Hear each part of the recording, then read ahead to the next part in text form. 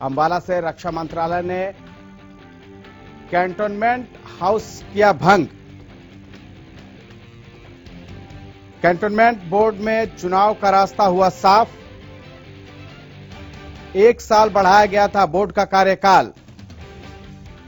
Cantonment board ने शुरू की चुनाव की तैयारी। तो रक्षा मंत्रालय ने कैंटोनमेंट हाउस को भंग किया है। कैंटोनमेंट बोर्ड में चुनाव का रास्ता अब साफ हो गया है।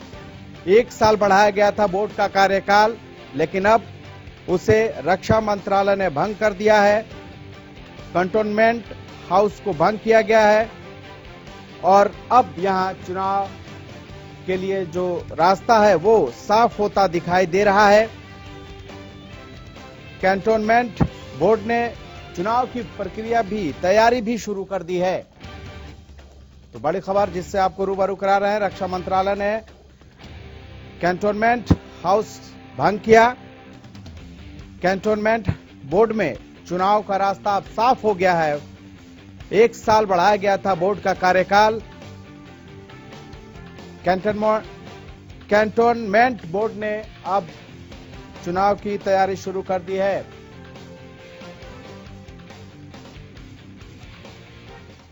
इस खबर पर ज्यादा जानकारी के लिए हमारे संवाददाता राजकुमार शर्मा हमारे साथ जुड़ चुके हैं। राजकुमार, जिस तरह से रक्षा मंत्रालय ने कैंटोनमेंट हाउस को भंग किया है, अब आगे और क्या क्या संभावनाएं क्या हो सकती हैं? जी बिल्कुल, ये जो कैंटोनमेंट बोर्ड का रास्ता था, ये 2 फरवरी 2020 में जो हाउस का कार्यकाल जो था ये पूरा हो चुका था जी। और इसके लिए इसको बढ़ाया जाना था क्योंकि अभी चुनाव की कोई उम्मीद नहीं लग रही थी। और 1 जनवरी को जो है इसका कार्यकाल जो है 1 साल के लिए आगे बढ़ा दिया गया था जी। लेकिन अब जो है रक्षा मंत्रालय से जो आदेश नोटिफिकेशन जारी हुआ है उसमें इस हाउस को आगामी चुनाव के लिए भंग कर दिया गया है। और जो जिम्मा है वो जो कैंटोनमेंट बोर्ड के उपाध्यक्ष और ब्रिगेडियर होते हैं उनके जिम्मे आ गया है। और उन्होंने स्पष्ट कर दिया है कि इससे 6 महीने के लिए जो इसका कार्यकाल बढ़ा था वो भी अब खत्म कर दिया गया है और अस्थायी रूप से जो हाउस है उसकी गतिविधियों को जो है अध्यक्ष देखेंगे। और इसी के साथ जो है कैंटोनमेंट बोर्ड में भी चुनाव होने हैं और यहाँ नगर परिषद में भी चुनाव होने हैं और इसकी ये जो प्रक्रिया है वो जारी कर दी गई है और हो सके उम्मीद है कि 1-2 महीने के अंदर भी इसके चुनाव हो सकते हैं। जी ठीक है। राजकुमार शर्मा, ये भी बताइए कि ये कैंटोनमेंट जो बोर्ड में चुनाव होता है, इसमें किस किस तरह के लोग हिस्सा ले सकते हैं, चुनाव लड़ सकते हैं?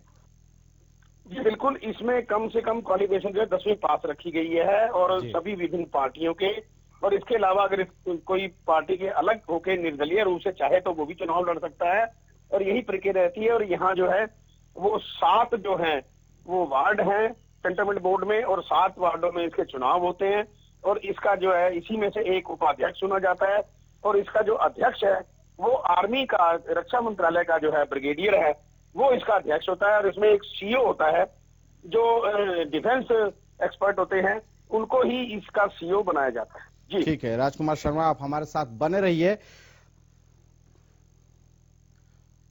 अगली बड़ी खबर भी अंबाला से है। इस वक्त की बड़ी खबर हम दिखा रहे हैं आपको।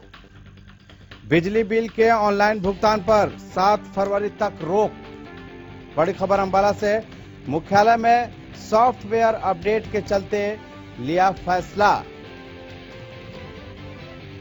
उपभोक्ताओं को 12 फरवरी तक बिल भुगतान की मियाद।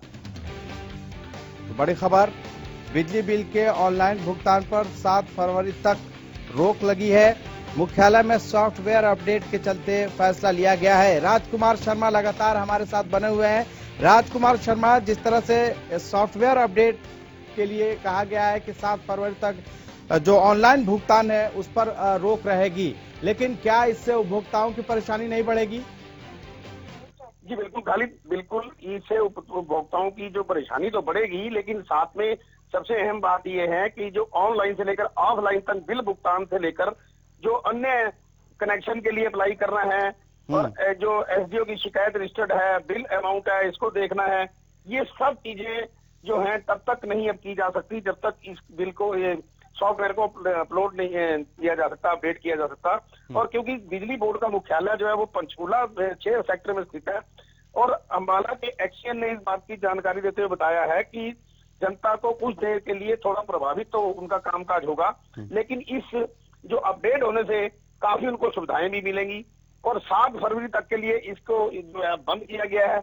लेकिन उन साथ ये भी कहा है कि जो उपभोक्ताओं के बिल भरने की तिथि इसके बीच में है, अब उनको एक राहत भी दी गई है, क्योंकि अब बिल भरने की जो तिथि है वो 12 फरवरी तक जो है आगे कर दी गई है, जिससे उन पर जो कोई जुर्माना जो लगता था वो अब जुर्माना नहीं लगेगा। जी खालिद। अगर 12 फरवरी तक भी मान लीजिए किसी वजह से अपडेट ना हो सॉफ्टवेयर, तो क्या उसके बाद उपभोक्ताओं पर कोई जुर्माना लगेगा?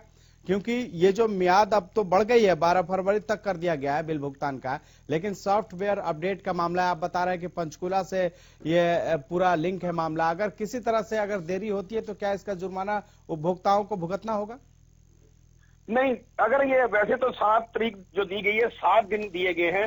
हालांकि बिजली बोर्ड का कहना है कि ये 2-3 दिन में सॉफ्टवेयर जो अपडेट हो जाता है, 72 घंटे का टाइम होता है। लेकिन अगर किसी वजह से अगर ज्यादा भी टाइम ले लेता है तो इसीलिए जो 5 दिन एक्स्ट्रा दिए गए हैं 12 तारीख। लेकिन फिर भी उनका कहना है कि यदि इसके बीच में भी कोई दिक्कत आती है तो उपभोक्ताओं को बिजली बिल भरने से लेकर जो अन्य सुविधाएं हैं उसका समय जो है बढ़ाया भी जा सकता है। ठीक है, राजकुमार शर्मा आप हमारे साथ जुड़े, आपने जानकारी साझा की, इसके लिए आपका बहुत बहुत शुक्रिया।